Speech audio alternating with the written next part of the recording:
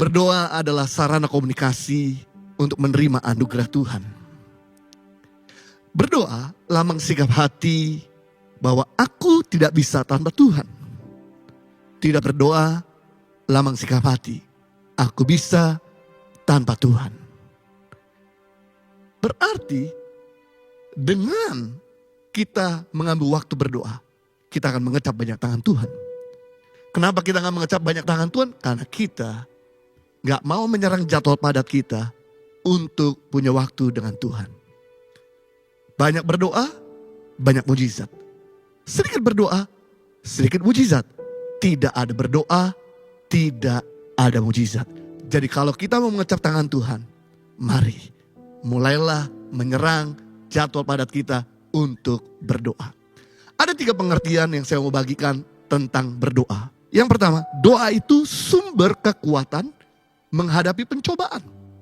Yesus mengajak murid-murid untuk berdoa 1 jam di dalam Taman Getsemani. Matius pasal 26 ayat 40 sampai 41. Setelah itu Yesus berdoa. Ia kembali kepada murid-muridnya dan mendapati mereka sedang tidur. Dan ia berkata kepada Petrus, tidakkah kamu sanggup berjaga-jaga 1 jam dengan aku? Berjaga-jagalah dan berdoalah supaya kamu jangan jatuh ke dalam pencobaan. Roh memang penurut, tetapi daging lemah. Tuhan Yesus mengajak murid-murid untuk berdoa 1 jam. Supaya mereka jangan jatuh ke dalam pencobaan. Di era modern seperti ini ada begitu banyak packaging godaan dosa. Yang ditawarkan di depan mata kita. Agar kita tergiur dengan seks, hawa nafsu, harta, kekuasaan. Itu sebabnya Yesus mengingatkan kepada kita hari ini. Ketika kita mengambil waktu untuk berdoa, maka kita bisa bertahan atas percobaan. Kita bisa menang terhadap dosa. Yesus membuktikan ketika dia mengambil waktu untuk berdoa. Apa yang terjadi? Dia mengalami aniaya. Dia dipukul. Dia dipecut. Bahkan dia ditombak. Dia dipaku. Tidak ada perkataan sia-sia yang keluar dari mulut Yesus. Melainkan perkataan agung dan mulia. Bapa, ampuni mereka. Karena mereka gak tahu apa yang mereka perbuat. Kenapa Yesus sanggup menang untuk tetap mengampuni kepada musuh-musuhnya? Karena Yesus memakai waktu untuk berdoa. Lutut Yesuslah yang diletakkan di bumi. Itu menarik kemampuan Tuhan ada dalam Yesus untuk mengampuni. Berbeda dengan murid-murid Yesus lainnya. Ketika Yesus suruh mereka berdoa, mereka tertidur. Apa yang terjadi? Ketika Yesus ditangkap, Yesus dimaki-maki, Petrus tidak bisa terima gurunya dimaki-maki. Segera diambil pedang dan dia bacok telinga prajurit Romawi. Membuktikan bahwa Petrus gagal karena dia tidak mengambil waktu berdoa. Sama dengan Tuhan Yesus ketika dia mengambil waktu berdoa puasa. Iblis menggoda 3 kali. Yesus menang. Berbeda dengan Adam. Karena Adam kurang mengambil waktu berdoa. Akibatnya ketika iblis menggoda Adam. Adam jatuh di dalam dosa. Hari ini merupakan momen di mana kita diingatkan kembali sama Tuhan. Bahwa ketika kita berdoa, ada begitu banyak keuntungan. Selain doa kita dijawab, Tuhan memberikan kemenangan terhadap semua masalah yang kita hadapi, bahkan godaan yang kita hadapi. Kalau saya jauh-jauh, kenapa orang Muslim berdoa? Kenapa orang Yahudi berdoa? Kenapa Raja Daud berdoa? Tahukah saudara, orang Muslim berdoa 1 hari 5 kali. Orang Yahudi berdoa 1 hari 3 kali. Sedangkan Daud berdoa 1 hari 7 kali.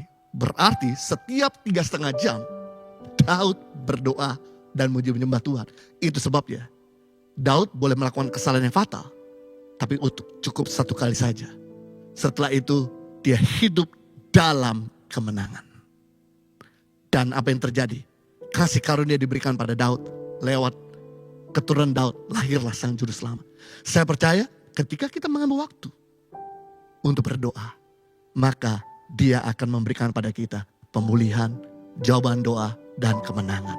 Membuat kita tidak lagi jatuh dalam dosa. Yang kedua, pengertian tentang doa. Jika doa kita tidak dijawab, artinya ada rencana Tuhan yang jauh lebih baik tersedia di depan kita. Yang kita perlu lakukan, jangan kecewa. Seandainya doa kita tidak jawab, aturlah ekspektasi kita. Kenapa? Karena Tuhan tidak mungkin memberikan yang biasa saja. Dia mau memberikan yang terbaik bagi saudara dan bagi saya. Yang kita perlu lakukan adalah mari yakinilah dan percayalah akan rencananya. Akan apa yang terjadi dalam kehidupan kita. Saudara, ikut Tuhan itu bukan kita menerima kenyamanan. Tapi ikut Tuhan itu untuk kita bisa punya iman, punya keyakinan. Karena Yesus dalam firman Tuhan dalam Ibrani pasal yang ke-11 ayat 6, Rasul Paulus berkata, tanpa iman tidak ada seorang pun berkenan kepada Tuhan. Berarti orang yang mau hidup nyaman tidak akan berkenan kepada Tuhan.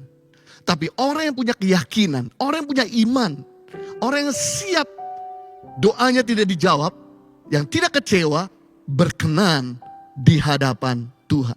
Tuhan Yesus mengajarkan di dalam doa di Taman Getsemani. Dia memohon kalau boleh cawan ini berlalu daripada aku sampai 3 kali. Bapa tidak berikan jawaban dan Yesus tidak kecewa.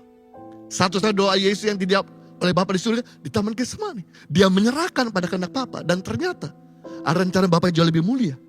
Di mana Yesus menyelamatkan kita semua. Kalau Yesus memaksakan kehendaknya, dia diselamatkan. Tapi dia tidak pernah menyelamatkan kita. Bersyukurlah kalau doamu tidak dijawab oleh Tuhan. Berarti rencanamu baik, tapi rencana Tuhan jauh lebih baik daripada rencanamu. Ingat jawaban dari Tuhan selalu 3. Yang pertama, yes, langsung dijawab, langsung dikabulkan. Yang kedua, tunggu, wait a moment, sabar.